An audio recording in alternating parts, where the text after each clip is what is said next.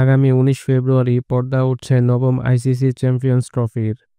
মূল পর্বে ভারতের মুখোমুখি হওয়ার আগে পাকিস্তান এ দলের বিপক্ষে একটি প্রস্তুতি ম্যাচ খেলবে বাংলাদেশ। দুবাইয়ের তাপমাত্রা এই মুহূর্তে অনেকটা ঢাকার মতোই। আবহাওয়ার সাথে মানিয়ে নেওয়ার বাড়তি চ্যালেঞ্জ থাকছে না তাই বাংলাদেশের। গত বছরের শেষ দিকে বাংলাদেশ শারজাতে আফগানিস্তানের সাথে সিরিজ খেললেও অনুশীলন করেছিল দুবাইতে। তাই তো এখানকার কন্ডিশনের সাথে দ্রুতই অভ্যস্ত হওয়ার কথা টাইগারদের। ২০ ফেব্রুয়ারি ভারতের বিপক্ষে ম্যাচ দিয়ে আসলে নিজেদের যাত্রা শুরু করবে টাইগাররা। দুবাই পর্ব শেষে পাকিস্তান যাবে বাংলাদেশ দল।